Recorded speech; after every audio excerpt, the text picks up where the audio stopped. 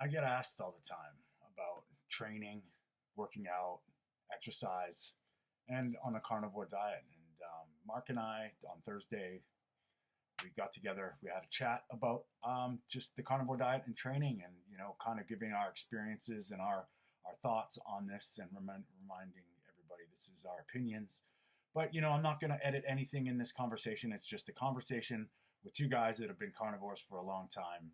I'm pushing 4 years. Mark's almost to 4 years, and he's comes from the fitness. He's a personal trainer, and he knows a thing or two about it. I mean, my experiences in the gym, and just some observations that we make. And guys, we really appreciate just if you could just subscribe to the channel, and leave a comment. The algorithm, I find it's been against me, and I would appreciate your help, and maybe share it with some people that might benefit from this. It would truly help. And reminder, unfortunately, Peter wasn't able to join us for this one.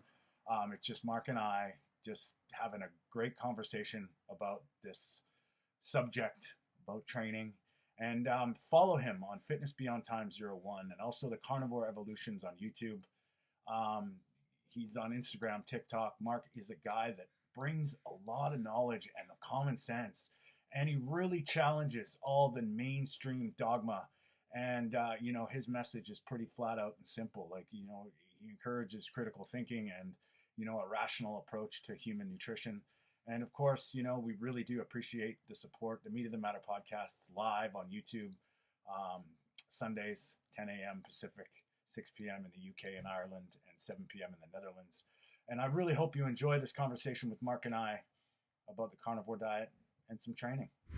It is the Meat of the Matter. We are sans Peter today. He's got some family things to do. So Mark and I are going to have a chat today. And, we're going to just see where this goes. We're going to talk about some, a question, Mark. A lot of people, that's tied to the calories in, calories out stigma about diet and lifestyle on a carnivore diet training. Now, is it a must? What are some of the things that people can sort of, expect? How much do you have to train? Like, you come from the personal training side of things, so you see it a lot. What are your thoughts? Yeah, so one thing we need to understand that training and nutrition, they both go hand in hand. But when you eat this way, you actually need to do less training, believe it or not. The one thing we need to understand when it comes to training is that, yes, training is important, but you need to look at other factors like your recovery and your nutrition. And when we look at training, the one thing we want to try and stay away from is cardio. Cardio is going to have always an impact on hunger. And that's the one thing we always want to be in control of. We always want to be in control of our hunger, because that's the one thing a lot of people struggle with. They struggle with their eating habits, and they feel like they just need to go to the gym and burn as many calories as possible. So you'll see it all the time. People bring these watches to these spinning classes that they're thinking that they're burning 800 calories. You're not burning anywhere near 800 calories. You're probably burning less than 200 on average. But that's not going to get you results, guys. There's a big difference between improving your body composition and losing weight. And we should be striving towards improving our body composition, because that's what's going to keep you going longer. So the key is, yes, we need to train, but we don't need to train every single day. You need to look at what you can recover from.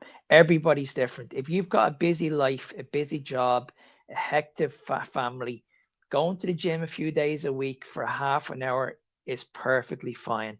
What you see on social media, you see these influencers train for 2-3 hours a day. You've got to remember where these people come from. You do not need to do that. Find out what works best for you. But yes, when it comes to training and nutrition, they both go hand in hand. Yeah, I mean, that's my sort of philosophy on that too, is like, a couple things.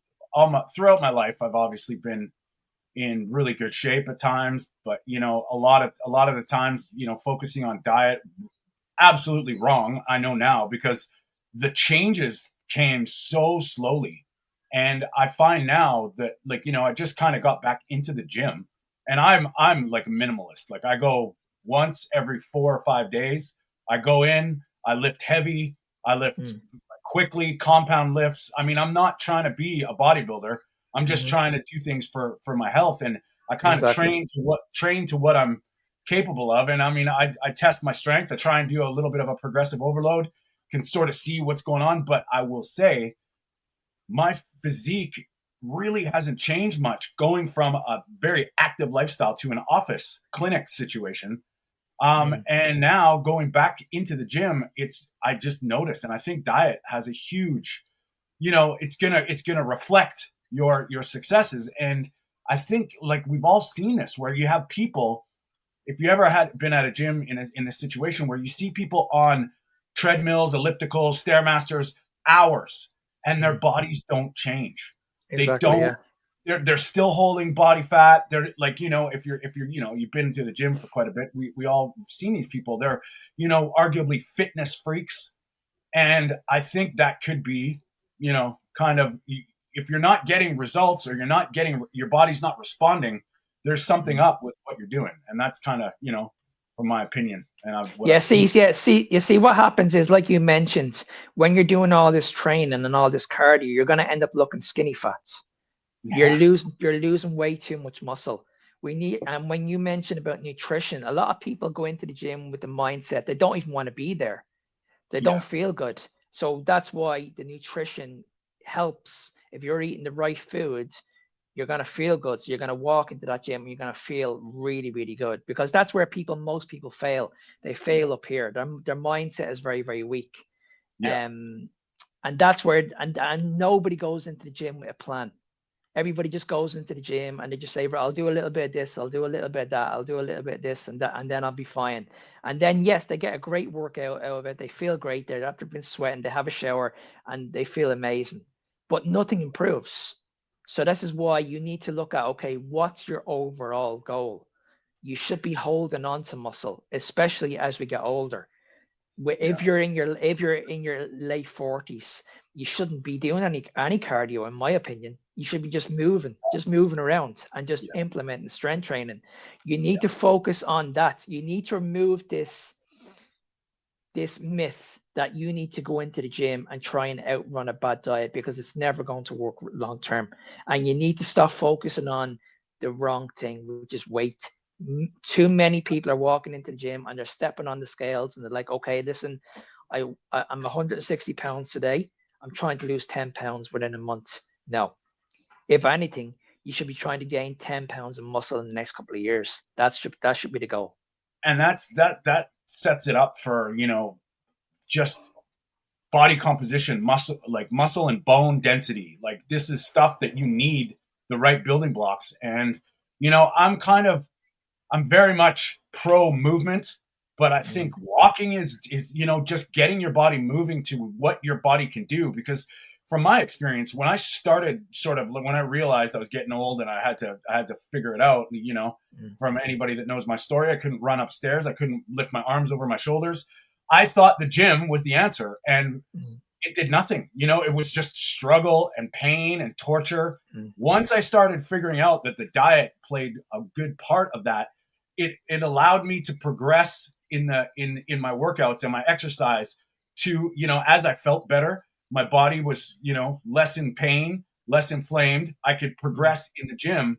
And it was sort of like, it worked hand in hand. And I think we always think, like we've talked about before, we see these people that are obese jogging at the track or at a park, and it's like, holy cow, man, it's, you got to appreciate that effort and appreciate the desire, but you got to work with your body, I think. And it's really important that, to kind of understand, like, all these influencers, they're not you. And I mean, everybody's got their limitations, and I think we get, it's glorified to train like an Olympian, swim like an Olympic swimmer. It's like you need to take it in stride, I think. And 100%. 100%. And and you know what? This is one of the biggest frustrations I have when I walk into my gym, is like, how many times do you want someone to shout at you, just do one more? yeah, You know what I mean? It happens all the time. Just do one more. Just do one more. Just do one more. And you can clearly see the pain in these people's faces. And I've Yeah. seen I've seen it like you. I walk into my gym on a regular basis, and all I see is these people that are obese running on a treadmill, and it's absolutely horrendous. And you can see the pain in their face. They don't want to be there. Yeah. And they feel like they have to be there because nobody's giving them the right information. They're like, you know what? You want to lose weight, you want to get in shape, you need to get your arse to the gym. No. Run. You got to run it off. And yeah, I'm kind of with you with cardio. I think cardio, I mean, to the people who love running, different story. I mean, if you love it, like there's, you get runner's high and you're into it, fine. But I mean, I think we've got a lot of things that are, sort of we associate this stuff to being healthy and fit. And I see a lot of even distance runners that are, you could argue like their bodies are kind of, they don't look as fit as they should, considering the amount of effort and exercise they're putting in. I mean, there must be a U-shaped curve where it starts to, like we heard Tim Noakes, Tim Noakes wrote the runner's Bible. He's a marathon runner and he got type 2 diabetes and he's skinny. Mm-hmm. Like Mm-hmm. we have to look at that. And I think there's so many different variables here where, in my opinion, feeling good will be the catalyst to getting more active. And as you feel better, the natural instinct, and I've heard clients before where, I don't really talk about exercise when I start my process. I talk about feeling good, and then you will want to exercise because you're like, hey, I can Exactly. do more things. And I think there's power in that where you're, like you go to your thing. And I think there's a lot of, I don't, we're not trying to hate on anybody, but I think, there's all these, the biggest loser, I think, was the biggest problem with this diet culture where, they're screaming at these obese people to pedal more. And, like, why isn't there a reunion show? Why aren't they Mm-hmm. back to celebrate all their weight loss because they all gained it back? And I think Exactly. don't quote me on that, but I think that's the actual, the information out there that I've seen so far is that all those people on that show did amazing things with Mm-hmm. sheer will, but it all came back. Mm-hmm. And I'm a big proponent in, we talk about the carnivore diet, but once you start understanding yourself and you understand essential nutrients and feeling good, you gravitate to what makes you feel good, and that will push you into training harder if you want to, you know? Mm-hmm. Mm-hmm. Yeah, And and I we don't, need to move. And we need to move away from this mindset of what John or Mary does may not suit you. And you also need to understand also that the older that you get, the stuff that you used to do in the past, you're not going to be able to get away with anymore. yeah. And You know what I mean? like when we look at, I explain this to people too. When we look at injuries when we get older, how often is it stepping off a curb, slipping at work, dropping a pen, and then your back seizes up? Like I Mm-hmm. think that's a big indication that your body needs to be moving. Like we get frail now. Our muscles and our bones are deteriorating. Like we all know, broken hips arguably, as you get like into your 60s, 70s, 80s, a broken hip is arguably it's quite often a death sentence because you just can't recover.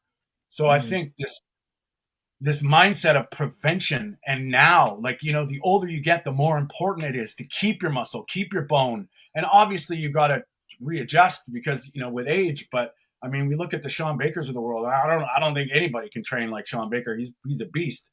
But, finding something that's, works for you. And I think challenging yourself to lift heavy once in a while with good technique, not ridiculousness, and Mm-hmm. then moving fast. I heard a stat that quite often, I think it's like almost up to 90% of people don't ever sprint again after, I think it's 35 now. Like there's Mm-hmm. some kind of stat about an age and never sprinting. So it might be good to move fast once in a while, just to kind of keep your stuff flowing. Absolutely, that's the most important thing. You don't want to be standing on a treadmill going at a very very slow pace, because that's actually going to impact your metabolism. And it's the same. And It's the same in your training. You need to make sure you're going into the gym with intensity. You're going Yeah. in, you're bang bang bang, get the job done and get out. Like your workout should only last literally half an hour, 40 minutes max. Bang bang. And You, it's funny that you say that because like we often, especially in the health nutrition exercise space, we go quantity. It's quality. Mm. Quality with your nutrition, quality with your lifestyle, Yep. quality with your workouts or your exercise regimen. I mean, there is something to be said when the sun's out, getting out in the sunshine for a walk. You're get your shoes off and walk on the grass. You're hitting a lot of things that are, kind of, I believe, very overlooked. So, Mm. there's something to be said about, I mean, hey, if you got to do it and you want to move, I think walking is fantastic for getting in your own headspace. You can almost like Zen walking, where you can either you can escape or you can get into something, almost a form of meditation. I think that's huge. And I mean, we people in the gym, like if you like it, that's great. But just, I think, like Mark said, planning and having like giving yourself the grace to, we can't train like bodybuilder, Olympic, Mr. Olympia. You need to take it for what it is, and sort of progress to your own ability. And see, the problem is you can't track energy. That's the problem. You can't track calories. So Yeah. this is where we're all going wrong. This is where, when they brought out all these devices and convinced us that you're burning such amount of energy, it's complete and utter rubbish. You cannot track energy. It's Yeah. impossible. But what you Yeah. can do is you can notice how you change with your body composition, and that's what we should be all striving for. Yeah, and speaking of energy, like that's that carbohydrate sort of label where you need carbohydrates to go to the gym and work out. Oh, I can assure you, I do not.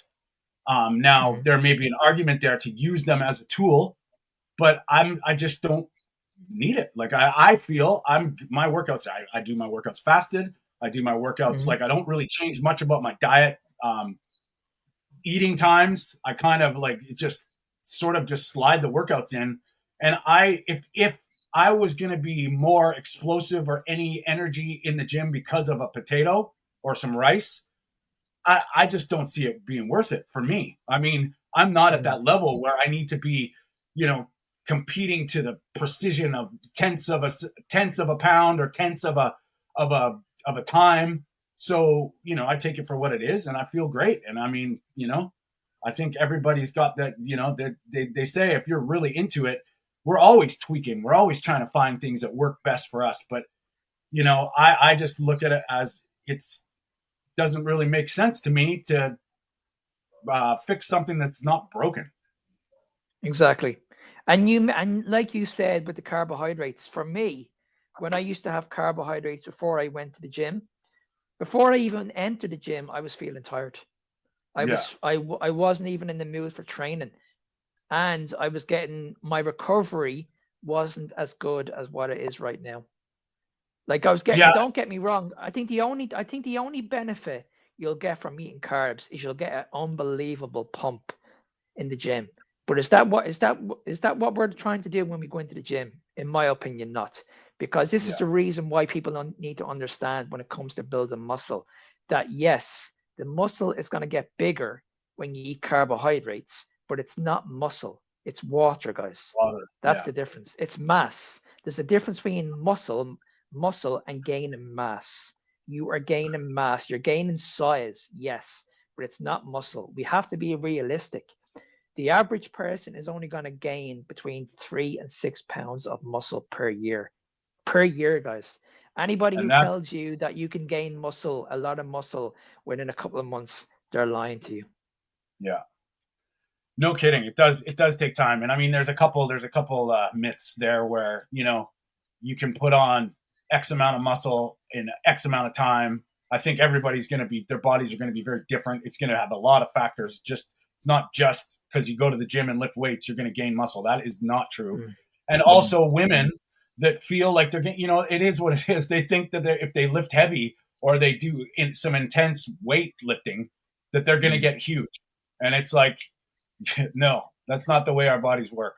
And it's kind of one of those things that, I think everybody, I think the intensity matters, and it's obviously to your level, but there's something to be said about high intensity interval training and rest. And I'll tell you, from mm, what my diet is now, my recovery time is I have to force myself to not go to the gym every day because I want to, mm, but I mm, know it's that give your body that rest, and then the next workout is even better. And I mean, I don't, I feel like my recovery time is insane. Like I do a Mm. big workout, and then an hour or two later, I feel like I could do it again, which is Yeah. really weird, right? Mm. But I think that's that inflammatory cascade that everybody's sort of stuck in, where the delayed onset muscle soreness, the Mm. the 2 day, you're worse the second day. I don't feel that at all. Yeah, I'm the same. I don't feel I train really, really hard in the gym. Like I train really hard. And like before I used to it used to take me about 3 or 4 days. Like if I trained legs, it would take me nearly a week to recover. I only trained legs today. And I know for a fact I'll wake up tomorrow and I could easily hit legs again. Easily. And the Yeah, reason why I could never recover is because my body was just inflamed. yeah, yeah. And I mean, we've heard stories like Anthony Chafee saying it, and I've found the same thing. Like it's unreal. Like my I used to be in the like I used to when I was in school, I was doing a moving job, and it was heavy stuff. Some days were crazy stairs up, heavy things. My ability to recover, like compared to kids half my age, Mm. was unbelievable. And Mm. it's that slow, steady energy, and the inflammation's just not there. And Mm. I think that's a huge thing where you can just see. I mean, I've seen myself, the healing side of this. It's incredible, and I mean, arguably superhuman. Where now we're 50, and Mm. I feel like I've never felt like this before, where I could Mm. just being physical for half an hour, you bounce back pretty quick, and it's quite amazing. Yeah, and see, my training style has never changed in the last, they say, 30 years I've been training. I have never changed my style. All I did was I just changed how I moved the weight. So now I'm focusing on, I'm still adding progressive overloads, but I'm Yeah, focusing more on time under tension. The reason why I'm doing this is because I don't want to go into the gym and ruin myself. yeah, I used to lift a lot of weight, and it had an impact on my mental health, my CNS system, and it would be really hard to recover. hmm, Whereas now I train like you, I train fasted. I go into the gym, I just do enough, so yeah, it doesn't impact the rest of my day. Whereas yeah, before, when I used to train in the gym, we have to understand that you're gonna gain a lot of stress in the gym training really heavy. Now, if you're a celebrity or you're a fitness influencer and you're able to go home and sleep and eat and stuff like that, well, then you can probably get away with that shit. yeah, But for me, because I have such a hectic lifestyle, I can't get away with that anymore. I need to yeah, find out, okay, what can I recover from? And then I'm able to go again 48 hours later. And that's what we need to be focusing on. You need to be focusing on what's best for you instead of focusing on what's, say, let's say John is doing something like high volume. I'm going to try that, but it doesn't work for you. But you're convinced that he's doing high volume because he looks amazing. Yeah, he yeah, might look amazing, but that doesn't mean it's going to do the exact same for you. yeah. And I think you just mentioned a big thing about the central nervous system. I mean, putting your body into fight or flight, or shocking yourself into that, it's like that switch. I think it's good to bump that sympathetic system, but under control, to bring it back to the Mm, parasympathetic. You mm, get that adaptation, and that's actually arguably what stress management is because you're not going overboard, where you're actually blasting yourself out, but mm. you're just getting enough that your body gets used to the stress, then back to recovery. And I think, even Exactly. like I coach breath work, and that's the same thing when we're doing these breath holds and different breath work Mm, techniques. mm, It's all part of that whole bringing your body, just giving your body enough stress to kind of give it a little bit of a push, but bringing it back under control is that. exactly. And then Exactly. and then Yeah. you progress in that way. And I mean, I've incorporated a lot of breathing techniques into my weight training. Holy cow, man, it makes such a difference. I mean, the connection with your mind muscle, all this stuff, being like actually taking rests. My Being work chill. Yeah. Yeah. Yeah. Yeah. Yeah. my work sets, bringing my breath, and that's how I kind of go with my how I know when it's time to do my next whatever it is my breathing. My breathing comes back to normal, then I'm ready. I don't Yeah, rush it. And I mean, it's pretty wild. And I mean, I yeah, think the nervous. yeah. It's like swimming. If you're going to teach someone how to swim, you're not going to say to them, "Okay, I want you to do 100 meters, and I want you to hold your breath doing it." Yeah, No, you're going to say, "Listen, if you want to get better at it, focus on your breathing. Focus on your breathing techniques. Control what you're doing, and you'll yeah, see for yourself that one lap will change to 10 laps easily." yeah. And I think, like that's something we can get into too. Is like I'm a big breathwork guy. I've been doing breathwork for about 3.5 years now. With my yoga practice is a lot of different breathing techniques, and that is something that is so underrated because it revolves around everything. Like if you look Mm, at just the average person walking down the street, laboring for breath, breathing through their mm. mouth, you can see their nervous system is engaged just Yeah, being. overload. Yeah. And as you tune into this and get into your body, and your body's able to consciously relax, Mm, it's like anything that we do with exercise. As soon as you're blown out, you're gasping for air, that's a yeah. sign that your nervous system is engaged, and you're trying to pull in as much oxygen as you can, because you're going to die. That's Mm, actually the adaptation. And as you get more conscious with it, you know, every runner will tell you it's the breathing. Every, yeah. any kind of athletic thing, it's control your breath, and you'll get that next level. And I And mean, see, it's this is where it comes. This is where it's important when we're trying to build muscle, because if you have an elevated heart rate and you're trying to lift a weight, you've actually lost because your heart rate is too high. So you're not going to be able to get that set as much as what you should be doing if you let your heart rate control, get it back yeah, down to where it should be, and then go into it and then attack that set. But if you're going into that set, and let's say your heart rate is over, like, let's say 150, 160, yeah. you're gonna struggle. You're probably only going to get about 2 to 3 rests because your heart is going to give out first before the muscle. Yeah, and now you're playing on a different pathway. Like you're not training your muscle. You're taxing your heart, Exactly. and it Exactly. changes. Like, and that's a thing I think with us too, is we often think one thing. We don't think about the whole package. And I mean, when you're dealing with, nervous system activation, the muscle mind connection, your cardiovascular endurance, your VO2 max, all Mm, of it has a part to play. And I think a lot of people, when they're training, they don't get to what they're thinking they're training. Like you mm, push it past, you push it when your heart rate's elevated, you're into the cardio, whatever you want to call it, zone 2, zone 3 cardio. You're not training your muscles anymore. mm, It's a different mechanism. And I mm, mean, that's where, I agree with you, because I mean, I haven't done cardio. I mean, I've skipped rope, but I try and be intense, like intervals when mm, I skip rope. I don't do it like mm. for endurance. I do it for like speed. And I find my recovery is fine. And I mean, I don't, I don't spend hours doing cardio. I go for walks because I love to be outside in the sun and in my headspace, and that's good enough for me. But I mean, Yeah, I and think, yeah, and see, 2 years ago, I competed in my first bodybuilding competition, and I had a good background in training.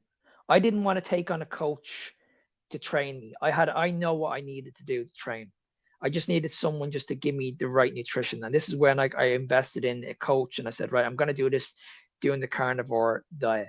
I want someone to help me just with the carnivore diet. But with the training, I said, right, listen, you don't need to tell me what to do. I know what I need to do.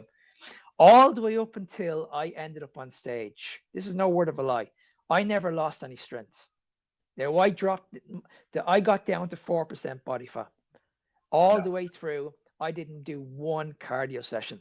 I'd say about a month out from the show, I did 2 cardio sessions a week, and they were 10 minutes, and they were just sprints. So like 30 yeah, seconds on, 30 seconds off. That's all I did. And every other day I walked, and I got down to 4% body fat. That just wow, goes to show you that what we've been told about how to get in shape and how to strip body fat and look amazing. When people are saying that you need to do the cardio, you need to do the weight training, it's complete and utter rubbish. Now, when I got to that stage, everybody in the building they looked incredible. But the difference between me and them is they were walking around like zombies. Yeah. I still had unbelievable amount of energy because I was running off fat. These Yeah. people were running off nothing. They had nothing left. They got rid of the carbohydrates, so they had no energy coming into the body. They were just relying on protein. That's all they Yeah. wanted, and this is why they had to fill up before they walked on stage, because they had literally nothing to give. They couldn't even get a pump on the stage. Yeah, and I mean that just goes to show you, like I think there's a lot of stuff in the bodybuilding space too, where with something works, don't fix it. But you got to understand the different mentality too, right? Like they have a way that works for them, but don't kid yourself. They struggle for 3 months dieting down for a contest, because I was Mm, there like when in my mm, 20s, and I was on the fence of whether I wanted to compete or not. But I was like, no, man, because this is torture. Like you have yeah. to be, and that's just for the normal average person. Like even somebody that's training weights, that's not something that we've talked about this. If you're on a diet and there's an end date, what then? What happens?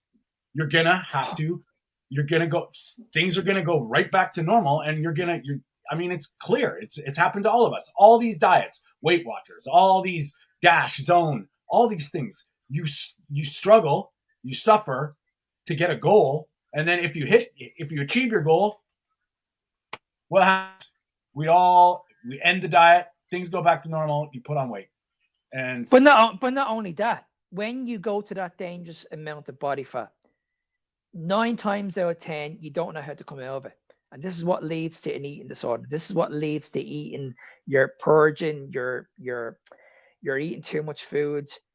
Like, this is how people end up putting on 20 pounds of water weight very, very easily when they achieve their goal. They lose all this amount of weight. I yeah, remember looking in the back room when I was in America competing. These people were like wolves around food. In the back room, they had donuts, they had biscuits, they had cakes, they had you name it. These people were eating this stuff like non-stop, non-stop. And I remember speaking to a guy that I spoke to at the show, and he told me, he said, listen, I weighed myself the next day and I'm after gaining over 15 pounds in weight. 15 pounds in weight. That was just all water. And I was yeah, like, how do you feel? How do you feel? And he's like, I had to sleep. I was absolutely exhausted. I was like, I was asking him, I said, is it worth it? When I came off the stage, I didn't have one craving, not one. We went to a steakhouse and we overate a lot of meat. The next day, I filled out absolutely beautifully and I looked even better than what I did on yeah, stage. yeah. You feel like, yeah, for sure. You weren't dry and No, like a little that's on. bit, a little bit, a little bit of extra sodium, but other than that, Yeah, I looked really like big, really strong. My muscles were full, popping. My abs were popping. Everything just looked full. I looked unbelievable. healthy. Um, oh yeah, it looked amazing. And I was still able the next day to function and do whatever I wanted. I did a little bit of work the next day, and I was fine. No issues. Didn't have any cravings. Didn't have to have a nap. Wasn't Yeah. exhausted. Just a typical day. And like that kind of ties us into like my philosophy on my clients, on my family, the people that actually will actually pay attention. And I know you're like this too, is developing tools and a lifestyle that's sustainable forever. So once you get through this, like we can learn from all these different scenarios, but finding something that you can be and that works for you. I mean, we see it all over the place. Like you fast. If you want to do this, you got to fast. It's like, well, think about what fasting is. I mean, if you're Mm, doing a spiritual fast like Jesus, 40 days, 40 nights, because you're looking for, something else, that's different. That's a different ballgame. If you're mm, fasting 16/8, but you can't not eat in less than 8 hours, you got to mm. figure out the mechanisms. There's no, and that's why I have a real tough time with that. It's like, okay, I think fasting is great in the right context. And I think it's more about eating or not eating.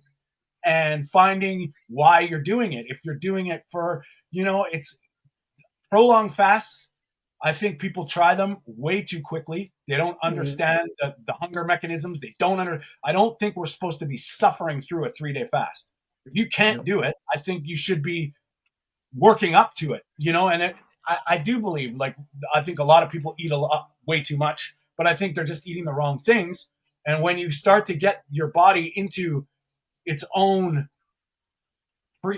genetic predisposition humanness, everything sort of gets a lot more easy. I don't think we're supposed to be suffering through this shit. And like starving yourself, bad, but being hungry all the time, bad. So, what's probably the difference is the nutrition. And we're not saying well, I actually do feel that carnivore is the proper human way to go. Do you have to do it? I don't know. I think it's a good idea, but a lot of people are, it's something to work towards. Yeah. And see, when it comes to your training, like you mentioned, it has to be something that you can see yourself doing for a long, long time. Like for me, I love my training because I just train intense. I never have a bad workout because I switch my mindset straight away. So I have a routine. I train like you. I train first thing in the morning. And what I do is let's say I'm driving, before I get out of that car, I have to switch my mindset on and say, right, okay, no phone, no distractions, nothing. Just get in, put your earphones on. You know what you need to do. Go in, attack it, and just do your best. That's all you need to do. And then when it comes to like building muscle, all you need to do is find a method that suits you. That could be time under tension. That could be extra, adding more load, adding more reps, adding more sets, adding more weight. It doesn't matter. Just find what suits you, because at the end of the day, training should be specific to your goals. So if you want to be a runner, train to be a runner. You don't need to do weight training. If you want to do boxing, train to be a boxer. If you want to be a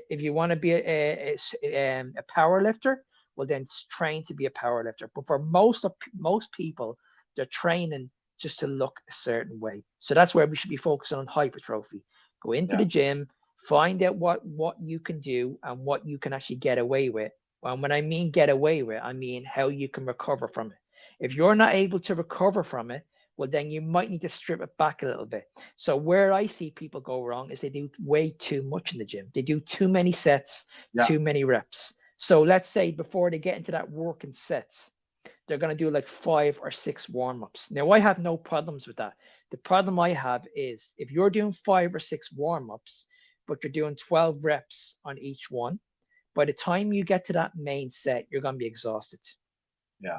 Whereas the way I teach it is if you're doing let's say you're doing 6 warm-ups, you'll start off with a light weight, maybe you'll do 6 reps. Increase the weight by 20%, bring the reps down to 4.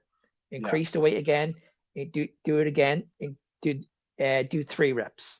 When you get close to your working weight, just do 1 clean rep, reevaluate things, go in, and then just go for that main set. Go for that main set and put everything into it. And if you control the muscle and you fail the negative part and the positive part of the rep or the sets, and you completely destroy the muscle and you can feel the muscle burning, well, that's how you grow muscle, guys. You don't just grow muscle moving away from A to B. Yeah. That's not how you grow muscle. How you grow muscle, you have to stimulate the muscle. There's a big difference between annihilating the muscle and stimulating the muscle. Yeah. I mean, that's kind of the way I lift. I kind of warm up, but I never put myself in while I'm warming up. I never put any sort of, if it makes any sense, muscular stress. It's I go with real technique, and I usually just do 1 set to failure. And it's like, if it's a deadlift or a squat, it is ultimate failure with safety and technique in mind.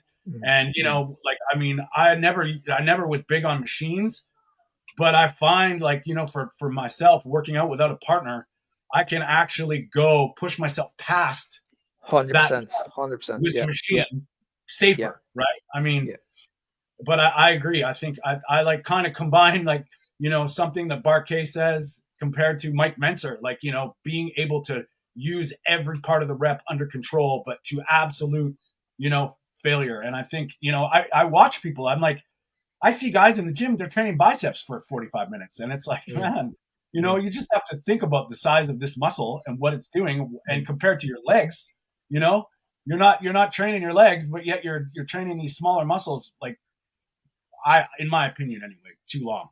Yeah, absolutely. Like we were all taught. Well, I was taught back when I used to play rugby, and this is how I got the biggest. I got huge, and all we did was we just did chins, bench press, deadlifts, squats, rack pulls. That's all we did. We never went into the gym, did tricep push downs or lateral raises or anything. We done clean and presses, and that's all we did. Big moves. Just massive compounds. And like, that's why my training style has never changed, because I got so big training this way, and I got so strong training this way. And I was only in the gym for literally a half an hour. But what I was doing in that half an hour was the most important part. I was training like really, really hard. And I knew exactly what training was. And I don't think the majority of people understand what real training is. I think people just think that if I just go into the gym, I add progressive overload, the weight is getting heavier. That may work, but at the end of the day, if your body's not changing, well, then it's not working. But like a lot of stuff too, like just kind of dialing it back to the people that are just beginning, like you've changed the diet, you feel like moving. I think about this a lot. Is what are our survival mechanisms? If you can't do a chin up, what would happen if you fell and had to get up? Exactly. If you fell down and you can't push yourself off the ground, you should be going to be able to do your body weight. You should be able to push yourself up. You should be able to pull yourself in a tight situation. If you're stuck and you have to lift something, quite often we're not going to be, obviously if you're under a car, it's not a good thing. But if you're in a situation where you should be able to move your body weight, and I think that's a great place to, like, hanging from a bar. You should be able to hang for a little bit of time, like, just keep getting yourself into these situations where it's the adaptation. Because I think a lot of times we're like going way too far. Like, I got to lift this much. I have to. I think, like, you start with yourself. Like, think about these situations where you could be compromised, and just being strong enough to get yourself out of a compromising situation is a great way and a great goal to start for people that are just starting out. I'm the same. Like, I work with an awful lot of women, and usually what happens is they'll say to me, Mark, I can't do a press up. I struggle to do a press up. But they'll walk into the gym and they'll sit on a machine, a chest press, and they're able to push the weight, no problem. No problem. From A to B, no problem. And I'm like, okay, well, that's not going to work. You're just targeting one muscle, or probably two, the tricep as well. Yeah. But in order for you to get an overall workout, I would rather see you get stronger doing that press up. Yeah. You know what I mean? And if it only starts off at one, and then next week you get two, and then the week after that you get three, I would rather go at that pace instead of getting you coming into the gym and doing 15 reps on a chest press, because you're not going to get the same stimulus. Yeah. When you can just crush your own body weight, then you can start to think, like, I agree. I think that's a good place to start, because quite often, if you're in a survival thing, you've got to do one chin up, and you're not going to get a grip choice, right? Like, we're doing chin ups, wide grip, whatever, reverse grip, whatever it is. If you say you slid down a cliff or some kind of situation, you would have, it would be survive. And I think that's a good place, is to get your own body weight comfortable, to be able to do body squats. Like, that's important to, get yourself out of a dangerous situation. And I think that goes to, sorry, go on. No, I was just going to say, and that's the reason why that's why people have it so easy when they walk in the gym, because they have so much to choose from. So they're not going to do the traditional pull-up, what we used to do, or what the guys used to do in the 1970s. Whereas now, when you go into a gym, there's so many variations of a lat pull-down. Yeah. So they're like, why should I do a pull-up when this machine over here is a pull-down, and I can get the same effect out of it? Yes, you can. But for me, the basics work for a reason. Yeah. You know what I mean? They're there for a reason, and nothing has changed in the last 50, 60, 70 years. They're still there. You still have your deadlifts, you still have your squats. This is the reason why these people got so big. They put on so much muscle. But now, like you only need to look at gyms. They're getting bigger and bigger and bigger because they have so much equipment in them. So we're just spoiled. It's the same with our food. Yeah. It's the same with our food. You look at the last 50 years, what's happening? We're spoiled. There's so much Yeah. choice. You walk into a supermarket, there's so much to choose from. Yep. And there's always, somebody selling something that's better than the original thing, right? Like that's what, drives us. And, like we can probably talk a day about energy drinks and protein shakes and all this stuff that's, if you can focus on your food and focus on eating real, whole, natural food, obviously in our bias, we are coming from the carnivore space that's worked really well for us. And that's something I tell people too. Like I gravitated, I sort of evolved into this way of eating organically, and I'm just riding it until it's something changes. And I mean, it's been pretty damn sustainable for 4 years in May. It'll be 4 years in May for me. And I might change the amount of eggs. I might change the amount of butter. I might change the amount of fat to the protein, but it's pretty much stayed the same. And I'm not feeling any worse for wear than I did when I started. And that's something that, we kind of obviously were a big proponents of. But I think when people start feeling this, everything changes. 100%, 100%. And the one thing I'm able to control now is my hunger. Whereas when I used to train, I used to have a ferocious appetite after my workout. I would have to have that shake with the Yeah. dextrose and the oats and the blend protein because I was ravenous. Straight Yeah. after my workout, I used to go into the gym and torture myself. And I used to have that mindset that in order for me to earn this food, I need to train my heart. I need to train really, really hard. And if anything in the last 4 years, I have done the opposite. I Yeah. don't do that anymore. I don't have that mindset anymore. I don't go into the gym now with this mindset that I need to earn my food anymore. I just Mm-hmm. eat now until I'm hungry, and that's it. Yeah. And when I look at the pictures of what I look like right now, because I could get in shape easily, like years ago, doing the cardio, eating 6, 7, 8 times a day. But the issue I had was I could never sustain it. I could never sustain it. And when I did get down to that level of body fat, I think the lowest I ever got down to was around 8, 9%. So I looked amazing. I had abs, but Yeah. I knew that's the reason why I said I'm never going to do a bodybuilding competition because where I am right now with 8 to 9% body fat, I know if I got any further than that, I'd be in utter starvation mode, and Yeah. that would be Yeah. that'd be unbelievable on my body, and that's why I said I'm never going to be a bodybuilder. But it Yeah. wasn't until I studied carnivore and then I Yeah. listened to people that were actually doing it. I said, you know what? There's everybody's saying that they're not hungry, they're full. So maybe I might actually look into this, Yeah. and then I might look at competing in a few months, and that's why I chose to do it was because of that reason. Well, and it's like this too, like when you're saying about the hunger and the signals, whenever I was on a diet or trying to be on a diet, you couldn't wait for your cheat meals. Like Yeah, it was like, 100%. okay, I can't wait for Sunday. Oh my God, I'm going to get to eat this, this, this, and this. Oh yeah, I get Yeah. to have.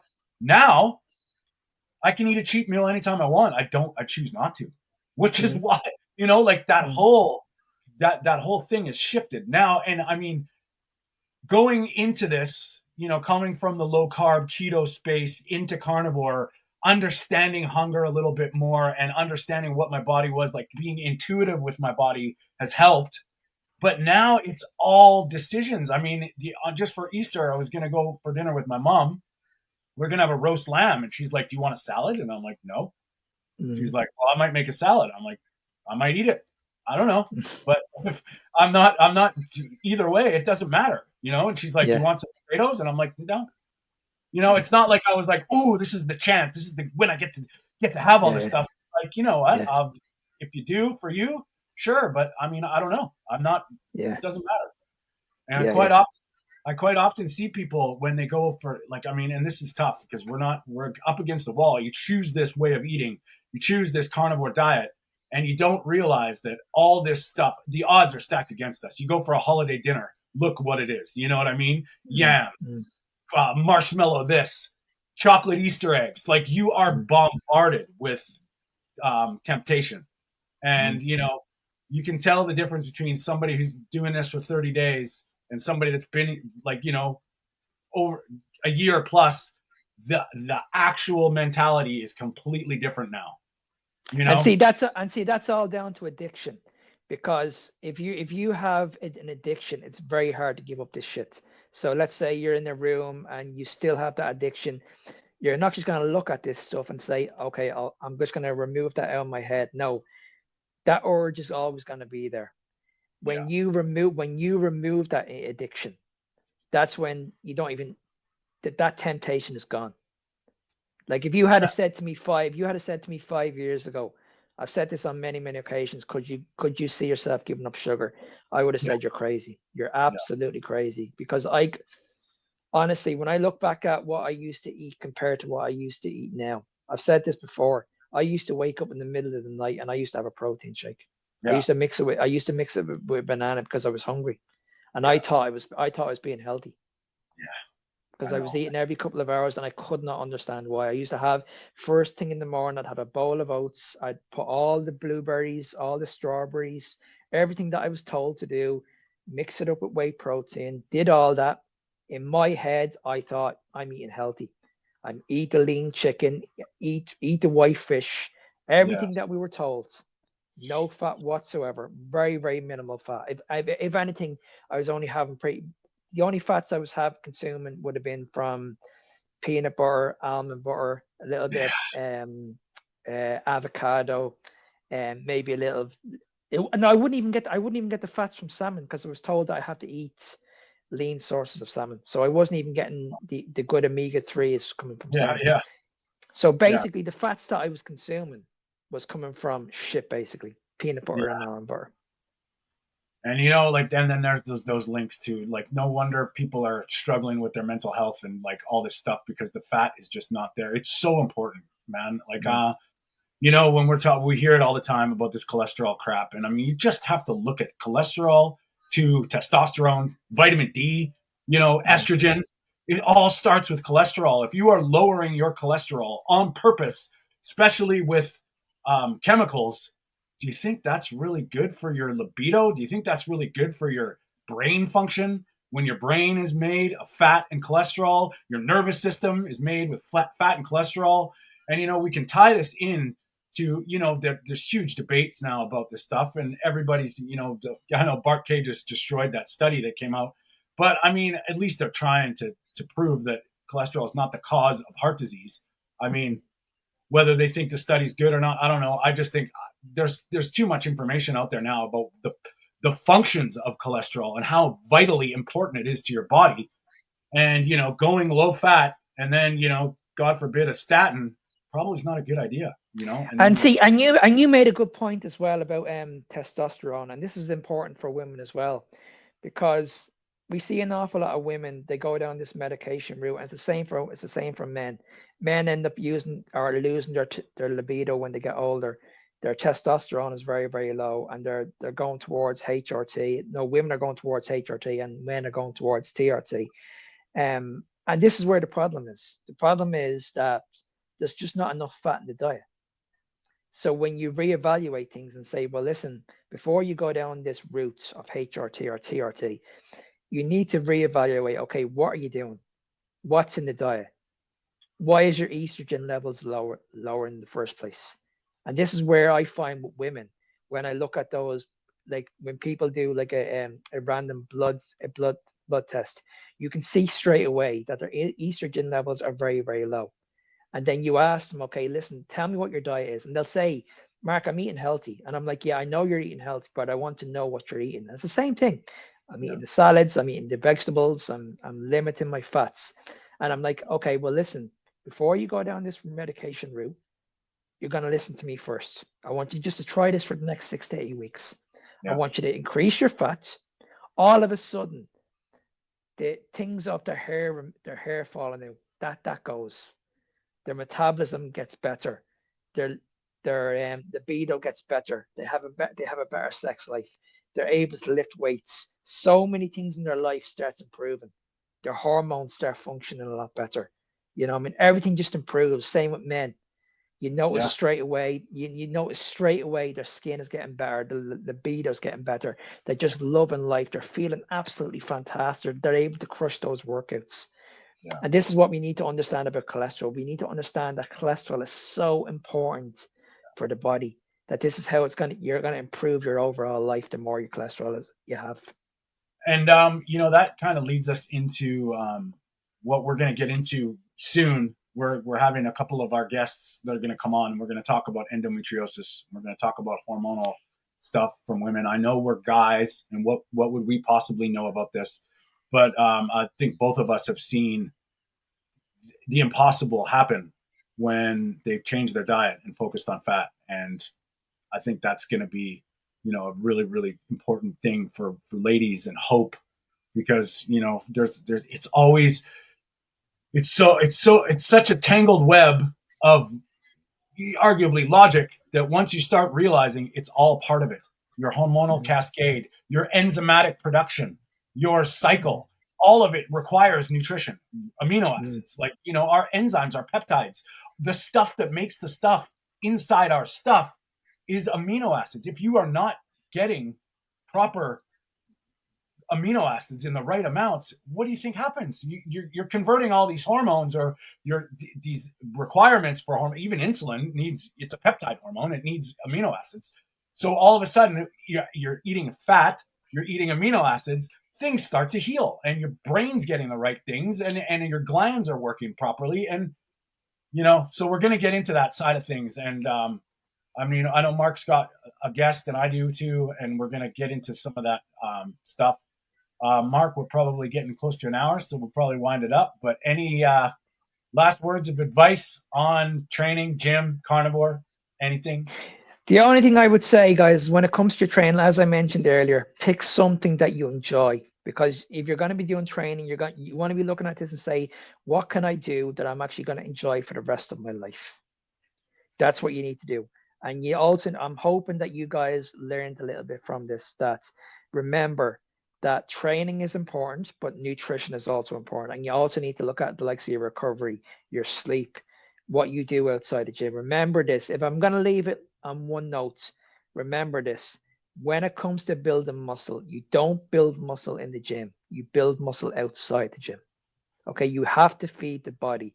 You're going into the gym, you're breaking the muscle down. That's what you're doing. You're breaking the muscle down. If you want the muscle to repair and get better and get bigger and get stronger, it's what you do outside the gym is what's going to get you the results. Yes, I will. I will.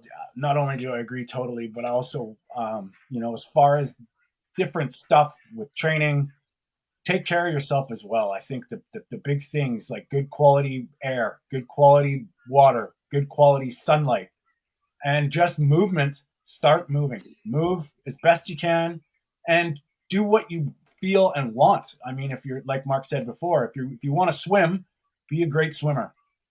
Train accordingly, and give yourself the just stick to logic, stick to a plan, and the diet pretty much doesn't change. Maybe the amount of food, but essential nutrients are what is key.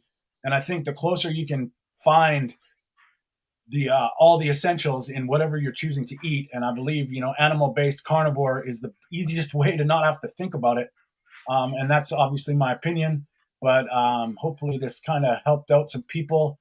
We will be back soon, and we'll put things together. We'll see you. Remember, we Meat of the Matter podcast Sundays live on YouTube on our channels. Don't forget about Mark's Carnivore Evolutions podcast on Spotify and his YouTube channel. We'll post the links below. Just want to say thanks for being here, and we'll talk soon. Speak soon, guys. Bye bye.